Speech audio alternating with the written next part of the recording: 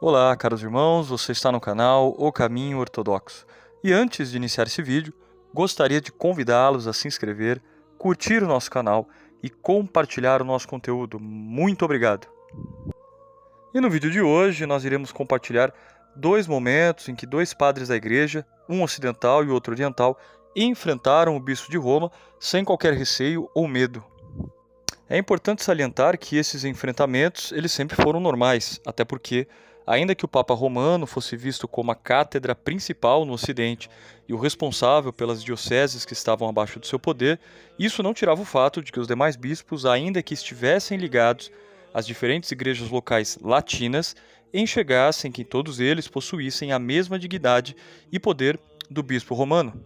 Um fato extremamente curioso ocorreu na metade do século III, que foi a disputa pela questão do rebatismo de hereges entre a Igreja Romana e a Igreja Africana. A Igreja Africana de São Cipriano, na época, estava abaixo do Patriarcado Romano. Logo, não apenas reportava problemas e buscava ajuda da Sé Petrina Romana, como via nela um vínculo de unidade. Quanto a isso, nós não precisaríamos nem citar os textos da famosa obra de Cipriano sobre a unidade da Igreja Católica, onde o bispo africano, em diversas ocasiões, frente aos hereges, enfatizava essa unidade com o bispo da única sé apostólica do Ocidente, Roma, afinal, sendo ela a origem das demais igrejas e vínculo da unidade no Ocidente, nada mais correto que recorrer a esse trono episcopal. Porém, ainda que Roma fosse responsável direta pelas igrejas abaixo de seu episcopado, isso não significava que os demais bispos vissem o Papa Romano como o bispo dos bispos, ou como se os demais irmãos do episcopado fossem inferiores em dignidade. E isso é muito bem provado na disputa sobre o rebatismo dos hereges. Essa problemática entre Estevão de Roma, Cipriano de Cartago e Firmiliano da Capadócia marcou um dos primeiros grandes embates intrapatriarcais da Igreja Antiga. O apologista Craig Trudell, em seu livro The Rise and Fall of the Papacy, afirma, abre aspas, durante o primeiro debate intrapatriarcal sobre a questão do rebatismo, São Cipriano defendeu uma visão restrita e rigorosa, enquanto o Santo Papa Estevão de Roma pareceu defender o oposto, isto é, todo tipo de batismo é aceitável. Estevão pareceu permitir todo tipo de batismo, apesar da fonte cismática ou da fórmula errada. Fecha aspas. Ao que tudo indica, São Estevão buscava receber apenas pela crisma ou pela imposição de mãos quem vinha de qualquer heresia, isto é, o recebimento ele ocorria independentemente do cisma ou da forma com que essa pessoa era batizada. Essa ação de Estevão gerou revolta não apenas de São Cipriano, mas também de São Firmiliano da Capadócia. Firmiliano, que foi um grande apoiador das igrejas da Ásia e África e um ferrenho defensor da visão ciprianista do rebatismo, acusou Estevão, bispo de Roma, de ser o pior de todos os hereges e adicionou dizendo que ele acumulava as trevas da noite herética. Em sua carta 74 a São Cipriano, que nada mais era que uma correspondência contra as cartas do Papa de Roma sobre o caso de rebatismo, ele irá dizer, abre aspas, o que se deve fazer, então, com o que está escrito? Abstenha-se de água estranha e não beba de uma fonte estranha. Se abandonando a fonte selada da igreja, você toma água estranha para si mesmo e polui a igreja com fontes profanas? Pois quando você comunga com o batismo dos hereges, o que mais você faz se não beber de seu lamaçal e lodo? E enquanto você mesmo é purificado com a santificação da igreja, você se contamina com o contato da imundície dos outros? E você não teme o julgamento de Deus quando dá testemunho aos hereges em oposição à igreja, embora esteja escrito, uma falsa testemunha não ficará impune, mas de fato você é pior que todos os hereges, pois quando muitos assim, que seu erro é conhecido, vêm a você vindos deles para receber a verdadeira luz da igreja, você auxilia os erros dos que vêm e, obscurecendo a luz da verdade eclesiástica, você acumula as trevas da noite herética. E embora eles confessem que estão em pecado e não têm graça, e por isso vem à igreja, você lhes tira a remissão dos pecados que é dada no batismo, dizendo que eles já não são batizados, que eles já são batizados e obtiveram a graça da igreja fora da igreja, e você não percebe que suas almas serão exigidas de suas mãos quando vier o dia do juízo, por ter negado aos sedentos a bebida da igreja e por ter sido a ocasião de morte para aqueles que desejavam viver. E, depois de tudo isso, você está indignado. É extremamente curiosa a linguagem usada por Firmiliano, acusando o bispo de Roma sem qualquer referência ou atenção ao seu suposto poder universal. Deveríamos aqui nos perguntar se Firmiliano havia esquecido que o bispo de Roma tinha poder sobre toda a igreja, ao ponto de acusá-lo de pior que todos os hereges. É muito claro que, embora o bispo de Roma tenha tido seu status e importância na igreja antiga, nem seus próprios prelados o enxergavam com poderes absolutos ou infalíveis. Para Firmiliano, Estevão estava errado, e isso era um claro sinal de sua apostasia. Por isso ele mantinha seu direito e liberdade episcopal de enfrentá-lo, já que a dignidade de ambos era a mesma. Isso fica ainda mais claro no Sínodo de Cartago, conduzido e presidido por São Cipriano. Ao que tudo indica, Estevão estava buscando impor em todas as igrejas, sob a influência de sua sé, a prática de receber os hereges apenas pela imposição de mãos.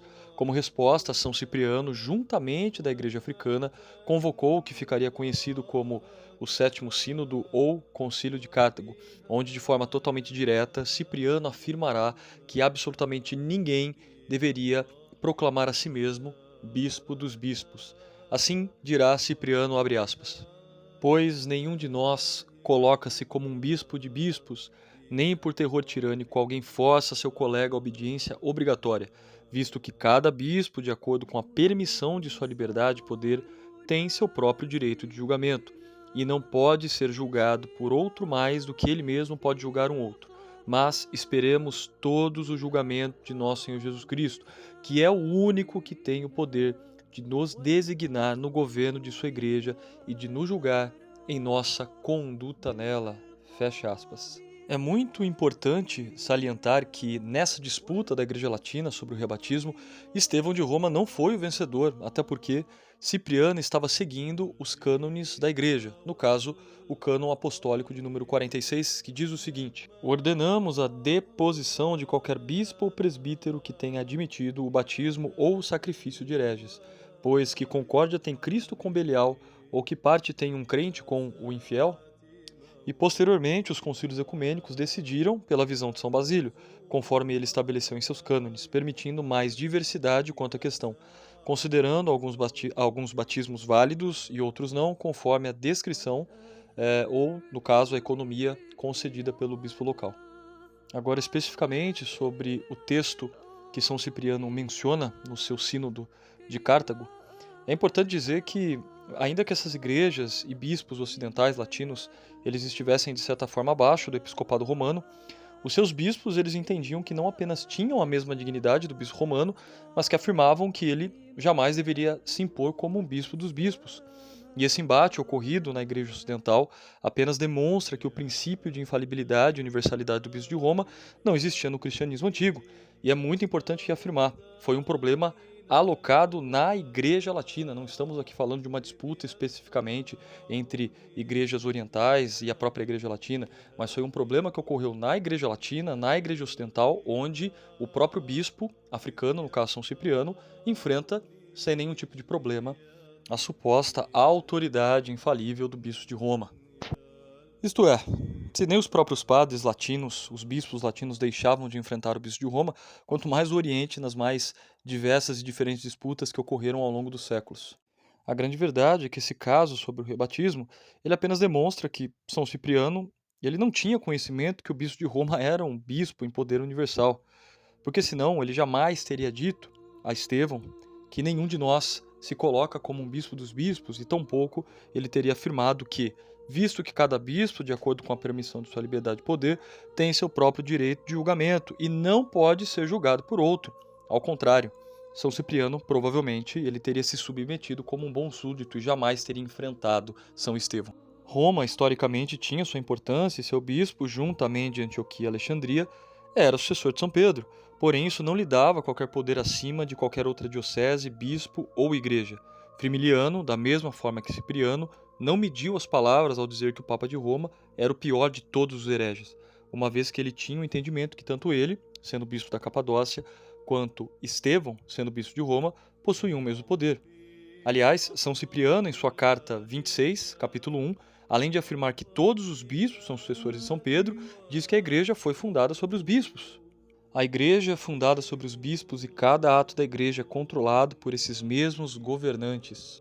Sendo assim, é inevitável que tanto para Cipriano quanto para Firmiliano, Estevão, apesar do seu poder de atuação na Igreja Latina, tinha não apenas a mesma dignidade que os demais colegas do episcopado, mas jamais teria o direito de se colocar como bispo dos bispos e nem, por terror tirânico, forçar o seu colega à obediência obrigatória.